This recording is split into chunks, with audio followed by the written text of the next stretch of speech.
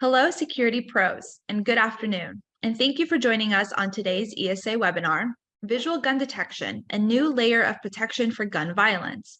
In this session, we'll review some of the most common weapon detection technologies currently available and explain how visual gun detection via artificial intelligence, which leverages existing video surveillance systems, has emerged as a highly effective strategic solution. Find out how you can join Omnilert's growing community of resellers. I'm Daniela Chavez, ESA's Marketing and Communication Specialist, and I am excited to lead this webinar today. Before we dive in, I'd like to provide some tips for those of you joining us on your first ESA webinar. Welcome.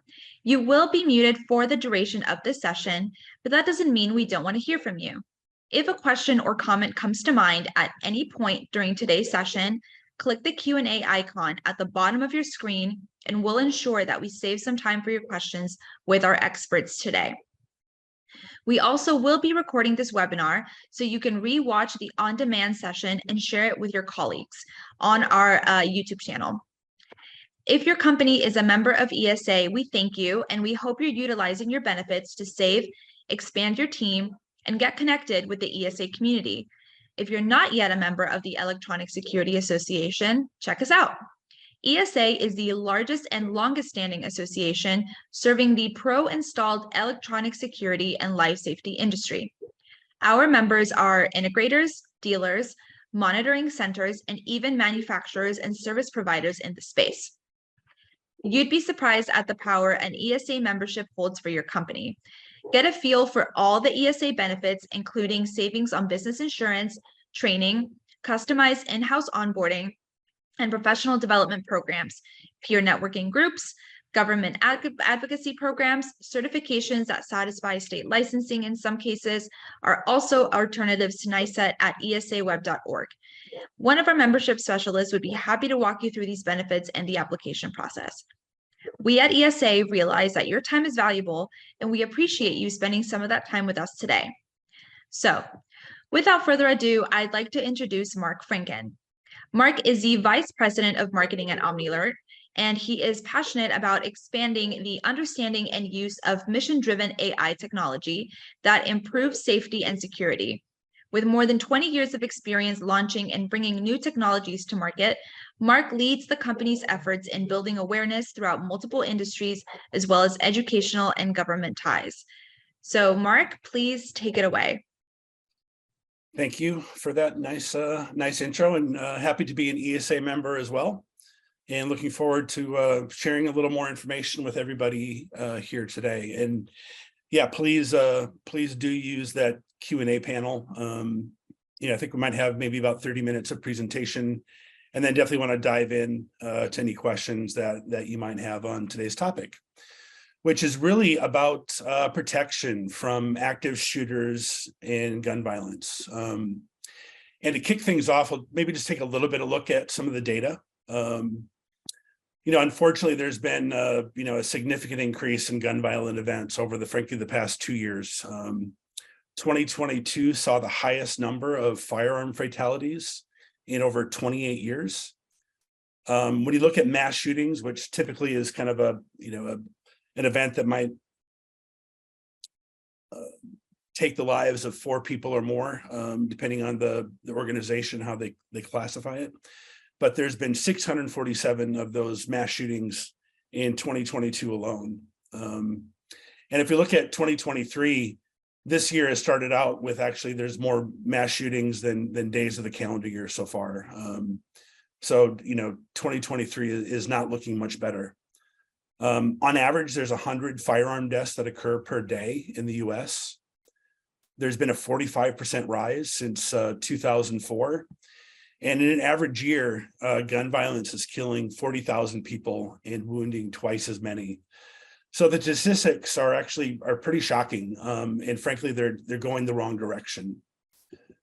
And the idea that it won't happen here or might not happen to me, a lot of people just don't see that as reality, frankly, anymore. Gun violence is really touching, all parts of the country. These are, 6 events that, had hit the headlines last year. It's everything from schools to hospitals to retail environments.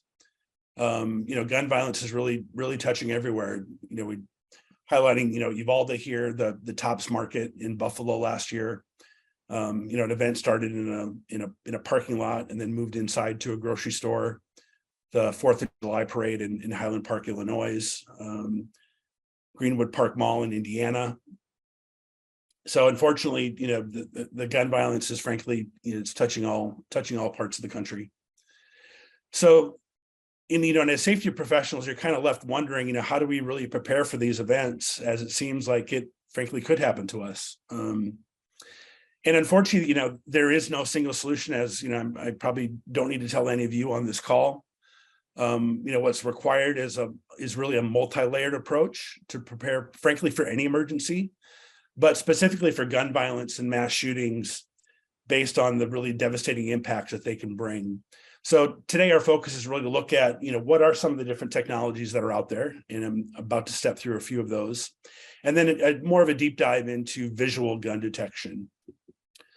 So first up, and probably, maybe the oldest, frankly, is just human detection, human surveillance. We've got 70 million plus security cameras in the US today. And the reality is only 1% of those, frankly, are being monitored live by a human. And it's either, somebody on security staff in a company or organization, or maybe it's an outsourced monitoring center. But the reality is, they're just not that effective. Stats show that after just 12 minutes of watching a video feed, 45% of the activity starts to be missed. And frankly, as time goes on and the more screens a person has to watch, those figures frankly just get worse. So I think everyone kind of understands, human detection, human monitoring of camera feeds, frankly, just isn't that attractive, and frankly, it's pretty labor intensive.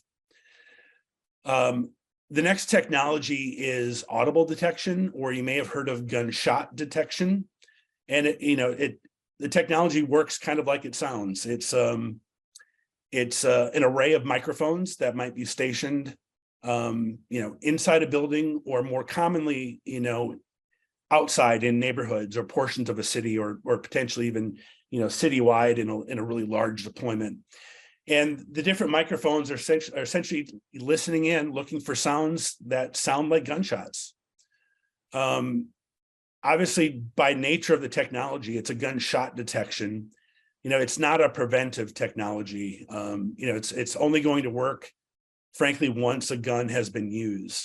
And it doesn't do a lot in terms of really helping first responders beyond giving them an approximate location. So it is good that, a response can be started more quickly, so you're not necessarily waiting for a 911 call. Monitoring centers, the police can be dispatched once that sound has occurred, but they don't really get any intelligence beyond that. No specifics in terms of who, what, or exactly where this sound occurred. And in all cases, it might not, frankly, be a gunshot. It could be something that actually sounds like a gunshot. So, this has proven to be a good technology for some municipalities, but frankly, it hasn't really pushed out too much beyond, some police department use. The next, also another pretty familiar technology, would be metal detection. This is one, obviously, we're accustomed to seeing in airports, sporting venues, and there's a new generation of kind of metal detection, which has kind of fast access, or you maybe don't have to slow down and stop. It uses a technology called millimeter wave technology. And, these are promising tools in that they help in detecting concealed weapons. So if I'm hiding a gun on my person, if it might be in a bag, these types of technologies, have an opportunity to detect those before they come out and are put to use. The downside is that obviously it can drastically change the environment. So you're accustomed to seeing these in, courthouses, at the airports, you kind of expect to have that experience there. But when it comes to like a school campus, for example, it definitely changes how people, experience that environment. And if you have an open campus, frankly, whether it be, hospital or education, or even, large corporate campuses, they don't really scale well. You really need to think about, how realistic is it for us to be able to lock all of our entrances and require people to access only certain points within a building to gain entry. And then it also, frankly, requires, a fair amount of capital, and there's quite a bit of labor involved with it too. I mean, obviously, as you can see here in the picture, when that detection occurs, somebody needs to be there to verify and do that second screening. But again, it is really the only technology available for doing a concealed detection. The next would be visual detection. So visual gun detection. And this is where you're using AI software to monitor existing security camera feeds. So I mentioned at the opening, there's 70+ million cameras in use today. AI software allows those cameras to be kind of morphed from a forensic tool where, typically an event happens, let's go to the tape and see exactly what transpired, who we might be looking for, but it turns that into a preventive tool. So frankly, it works just like our human eyes do. So a gun needs to be visible, as opposed to that concealed example we talked about with metal detection. But unlike human monitoring, AI never gets tired. It never takes a break, doesn't go to lunch. It can watch as many feeds as you have available, and it'll do that 24/7, 365 days a week, or 365 days a year. So let's kind of double click into visual detection and kind of understand a little bit more how that works and how that could actually be implemented in a way that can save lives in a unfortunate situation. So as I mentioned, it's looking at existing security cameras. So as long as you have an IP-based camera, a network-based camera, and an RTSP stream, the AI software can monitor those streams, and it'll do that, as I said, on that 24/7 basis. Now, in any good implementation, there's always a human that's going to be in the loop. So that AI will look for a suspicious activity, a potential threat that uses a gun, and it'll alert that human to take a look and decide, is further action needed? Is this an actual threat or not? If it is, you then have the opportunity to really do some innovative things in terms of automated responses. And these are the steps that you can take to actually turn a potential, mass shooting incident into something that's maybe not going to go out of control or get escalated where people might get hurt. You can start to reach out to police. You can start to initiate lockdown scenarios. You can start to put your response plans into place at that first verification of that gun being shown. So here we're seeing a little bit of video that kind of shows the AI gun detection in action. As I alluded to, this is an early warning system. So unlike that audible detection, this is triggering at the first sight of a gun. So before it's being used, it's a on-premise software. So it's hosted locally. It's tapping into that existing security camera network that you have. And it's a fast, reliable, continuous way to monitor all of those feeds and, look for potential handguns or potential long guns, like a rifle or a shotgun. And what's really great about this type of technology is, you can get that snapshot immediately. So you're getting a lot of very rich intelligence that can be provided to first responders, to your on-site security teams, and police. They know exactly what they're dealing with.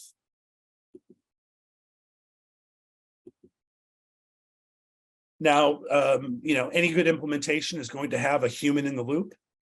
For Omnilert, we provide kind of two options here, and this is frankly a little different than other providers in this space. where, we have a dedicated monitoring center, 3 sites throughout the US that provides, all the redundancy necessary for a good 24/7 solution. Those detections will come up on screen and the operator will verify those. As we see here, this alert card, it's showing the picture. We can see the red box being outlined, showing the handgun. We're getting a map with a specific location. We'll also have specific camera details.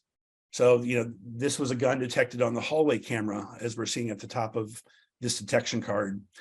And at the bottom, within, a single touch, you can start to initiate, a sequence, a series of response activities. So maybe, your response plan requires you to, lock doors, obviously call police. Maybe there's sirens, signage displays, digital signage that you want to change and, alert people on premise that there's a potential threat. All those can be initiated with that click of a button. Now, if you have your own security operations center, which is the case for, a lot of the hospitals that we work with, this can be fairly common, where their security operations center will get an alert, within their video management system. Frankly, they've invested in tools internally, that monitors their video cameras. So our deep integrations will integrate obviously with those various tools and bring that alert to their attention within that single pane of glass that they're already using. Similar type of alert. And again, that security operations center can then make the determination of what's the right response that we want to initiate next. And again, that can all be done with a click of a button. Now let's kind of break that down in a little bit more detail. So the first, 2 steps of a real automated response process involves that detection. So there's a server that's going to sit on site within your premise, and the server can be a wide variety of different type of computers, from a small kind of a appliance that we can provide that might scale for 15 or so cameras to large rack mounted servers with multiple GPUs that can support hundreds of cameras. So depending on the size of a deployment, that's really going to dictate the type of compute resource you're going to have on site. Now, all of those feeds and those detections is happening securely within your network. It's only the alert, the detection that we looked at on the prior screens, that's going to get sent out for verification. Again, either through Omnilert monitoring centers or through your security operations center. And at that point in time, it's all about what's the response we want to initiate. Today it's going to be, prior to a solution like this, people might be doing 911 calls to get police, might be doing different manual things from their playbook about, here's the response that we need to initiate now that we've got a report of a potential active shooter. Well, all that can go away through activation and automating the response. So those confirmed threats can initiate pre-scripted workflows that kind of run in the Omnilert cloud that really takes that, that binder, that playbook that you might have on paper, and translates that kind of digitally into a specific scenario with a set of actions that you want to routinely follow every time an event like this occurs. The kind of the confusion of the moment, if you will kind of go away, subside, because you can actually automate a lot of this through software and through your existing systems. So again, these could be things like sending out texts and SMS alerts, maybe posting to social media for parents or visitors to stay away from campus. Obviously, we're reaching out to police, first responders. Could even initiate phone calls, take over digital monitors. So really, depending on the types of systems, SIFI systems you have in place, we could look at triggering different types of responses based on your plans. And I've talked a bit about integrations. This is just a sampling of the different types of safety systems and tools that we can work with. So from a video management system perspective, you have a Vigilon, Genetec, Milestone, Eagle Eye, to name a few. ENS systems, so emergency notification systems. Obviously, that's our background. That's where Omnilert started some 20 years ago. But we also work with others like Everbridge, Raptor, very popular in the K through 12 space. Rave is a popular one within higher education. And then there's a host of other tools, from access control systems to digital monitoring devices that we also can integrate with. And this is a sample list. You can hit our website for more, and it's a list that's kind of constantly growing based off of customer requests. So with that, let's take a look at a case study to see, how things maybe could have been different if technology like this was actually in place. So what we're looking at here is a case study into Parkland, Florida. It's the Marjorie Stoneman Douglas shooting that occurred just over 5 years ago now. This is a really well documented case. So we've got a lot of data points where we could actually look at and, objectively say, could something have happened differently or not? So the full timeline of this particular event, it took about 11 minutes before police were actually able to enter campus. So the shooter arrived, actually entered a building and prepared his rifle within a stairwell. About 30 seconds or so later, the first shots were fired. And approximately a minute after that is when the first 911 call was made. A fire alarm happened to be initiated from the smoke from the rifle. And it wasn't until about the 4 minute and 30 second mark did the school initiate their code red. This is their active response plan. Essentially, their warning internally that we have an active shooter event in warning people on site.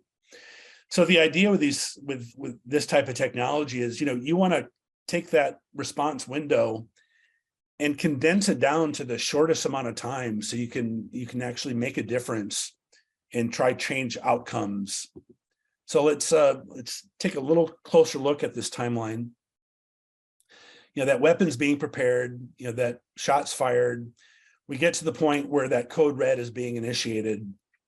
Now, what we know from actual footage, and this is a screenshot or a snapshot of their security footage, is the gunman prepared the gun in a stairwell in full view of security cameras. Now, as we reviewed up front, nobody's really watching security cameras 24/7. So, this was completely unnoticed. That we know the weapon was visible by camera. So frankly, our gun detect analytic could have kicked in immediately at that point, and activated a detection for that human verification to happen. So literally within a second of that gun being visible on camera, that detection can take place and put an alert out to a human to verify, is this an actual potential active shooter or not? In this case, we would have seen that it was. So, again, with a click of a button, that rich intelligence can go directly out to security teams on site and police and first responders nearby. And what we can see on screen, that blue box, this priority alert card, we're seeing an image of the gunman. A short video snippet is also going to be sent along, so you have a little more context again to see what's happening. Name of the camera and actual latitude and longitude of the location. So just think about the difference from 911 calls being made, and we've heard these as well, where a school resource officer says, I think there's gunshots, maybe it's fireworks, I think it's coming from building 12, to here's confirmed, very rich, specific intelligence that police can act upon. So instead of entering the building, 11 minutes later, it can be happening within the first couple of minutes of the event. And, so that code red is happening, minutes sooner than it was in this case that happened at Parkland. So that split-second detection ultimately turns into an immediate response and the ability to start directing people on site of where to go or what to do next. And then frankly, the intelligence doesn't stop at that point. As we see here, there's additional photos of that gunman walking through the hallways, where each time they pass in front of a camera that's being monitored by the AI and that gun is visible, we continue to get detections, and that information can continually be passed along to first responders, so they have updated information, throughout the timeline of that event. So kind of a recap, again, you're getting intelligence, before shots are fired. You're getting continual intelligence, during the event. And then if those integrations are in place, a side benefit is you're getting bookmarks actually placed on your VMS timeline. So afterwards, we need to do some more forensic analysis, right where to go to within your VMS tools to find the details of surrounding that particular event. So, Parkland isn't just kind of an isolated example. We saw this with Sandy Hook, FedEx in Indiana, the Tops Market in Buffalo. All of these events all had the opportunity for an early detection to have been made, and then an automated response to be put in place that could have changed outcomes.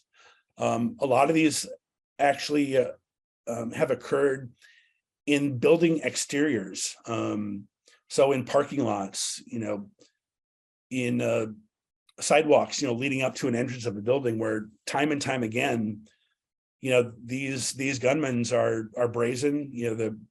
They're freely showing the weapon as they approach buildings. Those are moments where you can get a detection, and frankly, it's a visual detection, a visual technology is one of the only technologies you could use in kind of those exterior environments to give you that earliest indication of a potential gun threat. So why Omnilert? What are we doing specific in this space? I alluded to a little bit up front. We're a safety company. We've been in business since 2004, originally focused on emergency notifications. So how do you quickly communicate, emergent information to a large group of people using many different modes of communication? So we're really good about taking information and getting it out to the masses as quickly as possible.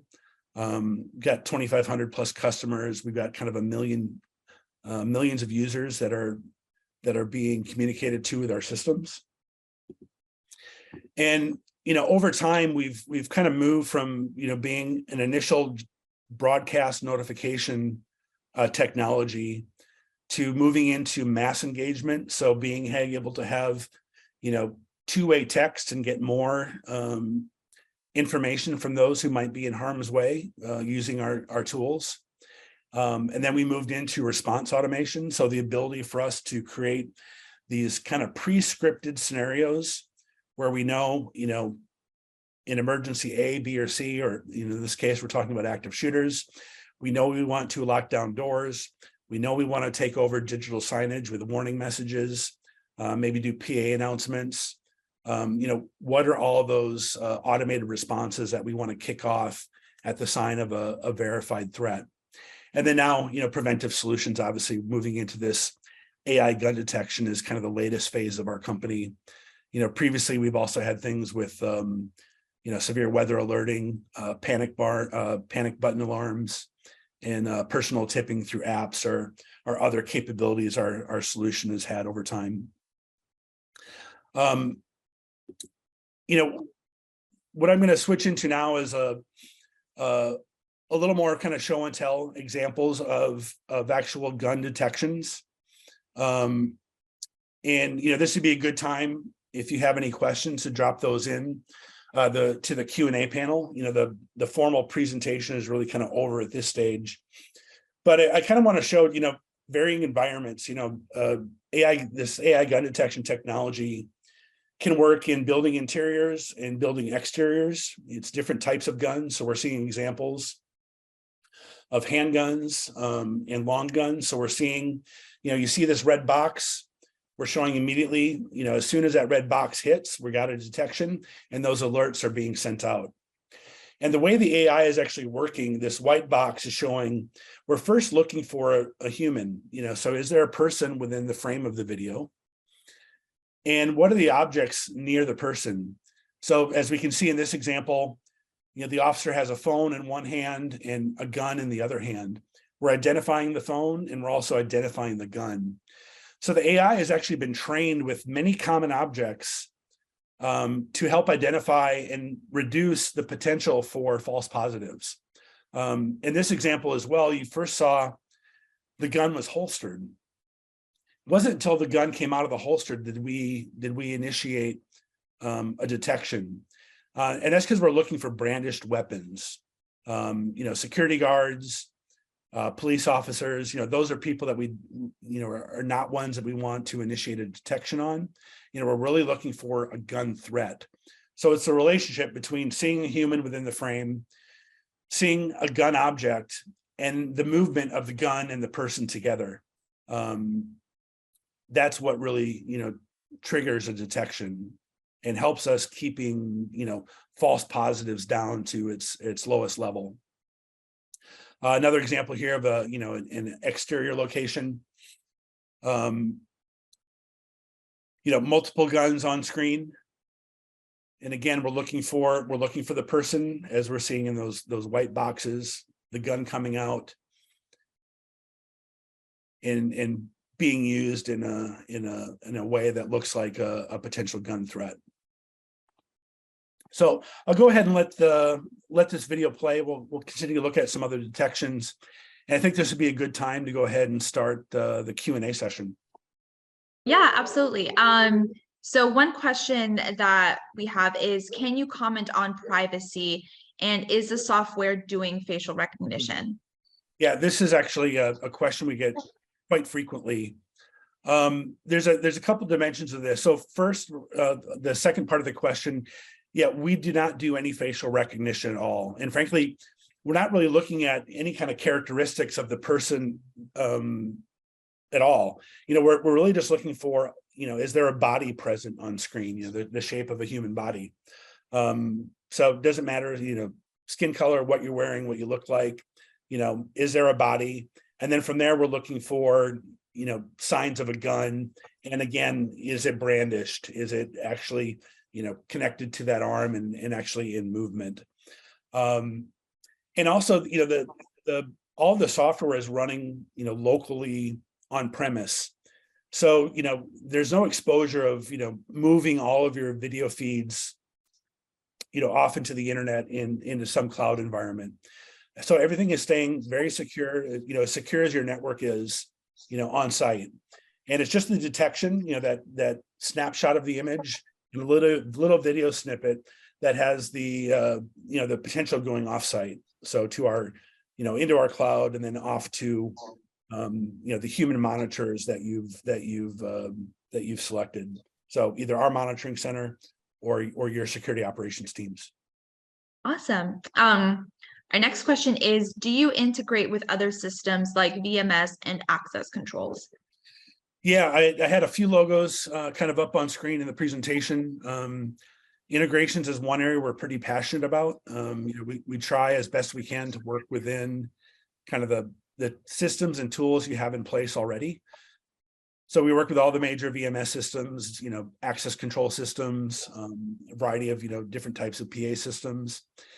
And there's also other tools we have with our APIs and kind of even webhooks where we can integrate with other solutions as well. And we're continually adding to this list as well. So if there's a specific integration, a customer is looking for, those can often be added in. Okay. And then the next question we have is, what are your camera requirements? Yeah, and it looks like we might kind of have two questions on this theme. Camera requirements generally, and then, if upgrades are needed, or, reference to kind of lenses and focus. Yeah, so, we're pretty agnostic when it comes to cameras. So if you have a camera that's networked and IP based, it's chances are, 99% that we're going to be able to work with it. It just needs to have that RTSP stream. Now, that said, in an ideal situation, we're looking for a resolution of 1080p or higher. We do have plenty of instances where maybe a 720p camera is used. So that is still usable. But in a perfect world, 1080p or higher provides some of the best results. And then we're also looking for a frame rate, frames per second of, 10 frames per second or higher.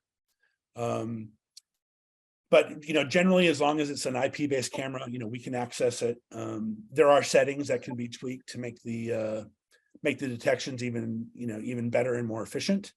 So those are things that, come out in the motions of going through an installation and, optimizing the solution for your particular environment.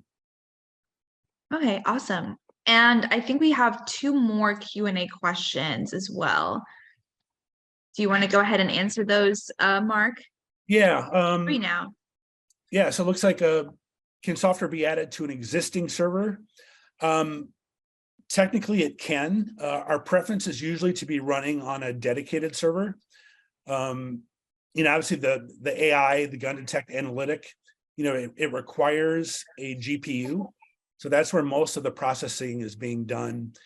We want to make sure that there's, adequate resources for the AI to run. So typically we'll look for a dedicated server. But it's possible that it could be shared, but our preference is going to be dedicated. Another question about, is there a limit to the number of cameras that can be monitored at a single location? Frankly, the answer is no. The limiting factor is really, the size of server or the number of servers. So, we have installations where we're monitoring, thousands of cameras. And there it's, you either have one, really large server, likely it's going to be multiple servers with multiple GPU cards in place. So that's mainly the limitation. But if you can scale compute requirements, we can monitor as many cameras, frankly, as the servers will support. Okay, awesome. Do we have any other Q&A questions? Yeah, maybe a couple of final comments, I'll make is that the AI is continually learning. So, machine learning is in place. So the AI is getting continually updated. So, as we get more and more data from more installations, and, our team is constantly training and adding, more annotations to the model to make it smarter and smarter. So that'll continually get updated over time. So about every 2-3 weeks, there's an update from the system that comes down that has the newest model. So we're constantly training for different environments, different lighting conditions, indoors, outdoors. So that AI continues to get better and better and better over time. And it works, really great out of the box on first install, but as it's in your environment and learns your environment, it continues to improve and get even better. Awesome. Well, it doesn't seem like we have any more Q&A. Oh, we do have one more question. Yeah. Are the videos you're streaming now, are they available to us integrators to demonstrate to our customers? Yeah, absolutely. So yeah, let me make just a couple comments on kind of how Omnilert works with people. Obviously ESA, I know there's probably a number of integrators that are on the call, maybe some potential direct customers. We're a super easy company to work with. We have resellers. So if you're interested in bringing the solution, to your customers or becoming a reseller, those are conversations that we would love to have. I'll actually be sending out an email. You'll get that probably from me, tomorrow or Friday at the latest. I'll include some more information. Have a link to the webinar and my contact information so we can have those those kind of conversations as well. But yeah, we make available, the videos that you've seen streaming here, so you could use those, and we have other presentation material as well that you could use. One last question I see coming in terms of how much does it cost? The way pricing works is it's an annual subscription, and it's really based on volume. So the number of cameras that you are looking to monitor. So from 1 camera to 1,000 cameras, obviously the more cameras you have, the price gets cheaper and cheaper per camera. And yeah, we'd be happy to have those conversations with you if you're interested in a more specific quote on your environment. Awesome. All right. It doesn't seem that we have any more questions as of now. So we can go ahead and start wrapping this up. Thank you so much, Mark, for your presentation today. We do have one more question. Yeah. Yeah, a question about demo licenses. Yes. Yeah, we're happy to set resellers up. If you enter our program, with license of the software, we have some who set up their own demonstration centers, on premise. So if you want to invite people in to actually experience the technology, you can. And actually, I will throw one more comment. If you're interested in trying the technology, and let me quick pull up the chat. I'll drop this link in chat. It's actually a super easy one to remember too. We have an online tool that will actually allow you to test this out yourself using your own webcam. Obviously the experience won't be 100% the same, as using your, a dedicated security camera. But if you go to omnilert.com/demo, you can register for what we call our self demo. So if you're in a safe environment, if you have access to a gun or a realistic toy gun, obviously you don't want to freak anybody out or cause a scene. So make sure you're doing this in a proper environment. But you can register, within a minute, you'll get access to the tool. And it's your webcam using a browser will turn into, into a gun detection camera. That stream will go to our Omnilert cloud, which again, this is not the way it works, in a deployment. Again, in a deployment, everything will stay on site. But in this demo environment, it'll go to our cloud, we'll process the video, send the video stream back to you within the web browser, and you'll see the red box detection show up live, on your screen. So you can test this out yourself and see how it works. And again, it's omnilert.com/demo. And I'll have that in a follow-up email as well. So with that, thanks again for your time. I appreciate your participation today. Yes, thank you so much, Mark. Thank you to everybody who joined us during this presentation. If you want a recap on this, it is going to be available on demand on our ESA YouTube channel. And it will also be available to watch on our integrator newsletter that goes out every Thursdays.